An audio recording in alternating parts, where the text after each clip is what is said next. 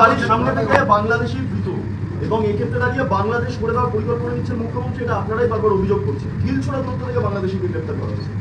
বাংলাদেশের মধ্যে দুটো ভাগ আছে, একটা সিএতে বলা আছে ধর্মীয় উৎপীড়নের কারণে যারা আসবে তারা শরণার্থী, তাদের জন্য নরেন্দ্র মোদীজি আছে, অমিত শাহজি আছে, বিজেপি আছে, খুব ক্রিস্টাল ক্লিয়ার, তারা শরণার্থী। আরেক দল হচ্ছে রোহিঙ্গা মুসলমান, তারা আমাদের রেশন, আমাদের জমি, আমাদের অধিকার পেতে এসেছে।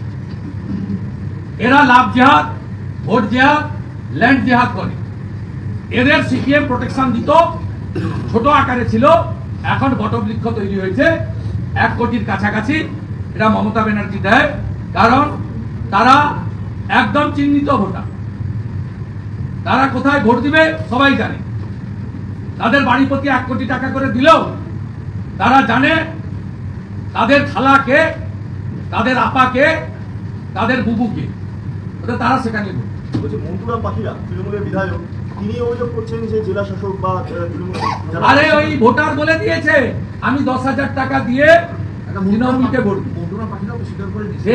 সিবিআই ইনভেস্টিগেশন হওয়া উচিত। একদিকে কোর্টে গেছে অরুণ গোড়াই, অরুণ গোড়াই ধোয়া তুলসী পাতা নয়, তবে সাহস আছে অরুণ গোড়াই। অরুণ গোড়াই সাহস আছে, তিনি হাইকোর্টে গেছেন মধুসূদন মন্ডলদের কীর্তি ফাঁস করার জন্য। হাইপ্যাকের প্রতীক জৈনরা প্রত্যেকটা BDO office, SD office, DM অফিসে কি করছে বলার জন্য।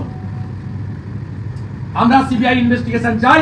আমরা সিওকে বলেছি আপনার কোর্ট পর্যন্ত ওয়েট করার দরকার নেই, আপনার রাইটস আছে, পাওয়ার আছে, আপনি এক্সিকিউট করছেন না। উনি বলছেন আমাকে সিআই কে কনসাল্ট করতে হবে, তাহলে কনসাল্ট করুন। এই অফিসটাকে জঞ্জালে পরিণত করেছে তৃণমূল কংগ্রেস। প্রতাপ নায়ক মমতার পাড়ায় থাকে, রিড অ্যান্ড রাইটে চাকরি পেয়েছে, তিনি এখানে সব ক্লার্ক, পিয়ন, অ্যাসিস্ট্যান্ট পাঠান লিস্ট করে এই অফিস। আর সৌমেন ব্যানার্জির কাছে অল পলিটিক্যাল পার্টি, মিডিয়া, এমনকি সিওর কাছে যাওয়ার আগে সৌমেন ব্যানার্জির কাছে 14 তলায় কপি পাঠিয়ে দেওয়া হয়। এখানটা যা ইসিআই পাঠায় প্রথমে চলে যায় ওদের কাছে। অনেকটা পরিষ্কার হচ্ছে। বাকিটাও মিস্টার মনোজ আগরওয়ালকে বলেছি, আপনাকে মমতা ব্যানার্জি সিলেক্ট করেনি। মমতা ব্যানার্জি 3টে নাম পাঠিয়েছিল। প্রথম পারভেজ আহমেদ সিদ্দিকী, সঞ্জয় বনসাল, শরৎ দ্বিবেদী। তারপরে যখন বলল সিনিয়র পাঠান, তখন অনুপ আগরওয়ালের নাম পাঠালেন। আর নাম বলুন, বরুণ রায়। 3টে নাম পাঠিয়েছিলেন, মনোজ আগরওয়ালের নাম ছিল। Is the senior most ACS Anil Burma. অতএব আপনাকে ইলেকশন কমিশন চুজ করেছে সিনিয়র মোস্ট এসিএস, যার পুরো 1 বছর টার্ম আছে, জুলাই পর্যন্ত যিনি ইলেকশন করাতে পারবেন।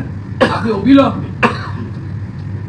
কোনো ভালো ব্লিচিং ফিনাইল এনে ভিতরে যা নোংরা আছে টাকা দিতে। দাদা, আজকে চাকরিহারাদের আসার পরে যে পদক্ষেপগুলো করেছে, it is too early to say anything. শুরুটা তো খারাপ নয়। সবচেয়ে বড় কথা, ইসিআই বেঙ্গলে উপর নজর দিতে শুরু করেছে, এটাই সবচেয়ে ভালো পয়েন্ট। মমতা ব্যানার্জি 35,000 হিন্দুর নাম চাকরি দিতে পারেন না, অন্য রাজ্যে গেছে, নাম কাটতে পারেন। তো আশ্চর্য হয়ে যাবেন, তৃণমূল যে 35,000 মাইগ্রেন্ট লেবারের অবজেকশন দিয়েছে, 100% হিন্দু, একটা অন্য কমিউনিটির নাম দেয়নি। ভাবতে পারেন এদের মাইন্ডসেটটা কোন জায়গায় গেছে। অতএব আমরা অনেক আগে থেকে ধরেছি, আমরা ছাড়বো না। এই পুলিশ আধিকারিকদের দিয়ে ভোট নয়, কনস্টেবলদের উপরে, এএসআইদের উপরে আমাদের কোনো নেই। ওরা ভোট করলেই করতে পারবে, শুধু নির্দেশক বদলে দেয়। এদেরকে রাজ্যে এক জেলা থেকে অন্য জেলা করলে হবে না, এদেরকে ভোটের সময় রাজ্যের বাইরে পাঠাতে হবে। যেমন শান্তনু সিনহাকে কলকাতা থেকে 21 সালে বের করে দিয়ে কোচবিহার পাঠিয়ে দিয়েছে। এদেরকে রাজ্যের বাইরে পাঠাতে হবে। আর রাজ্যের বাইরে থেকে ওসি, আইসি, এসপি, ডিজিপি এনে বসাতে হবে, নইলে বাংলায় ডেমোক্রেসি এস্টাবলিশ হতে পারে না।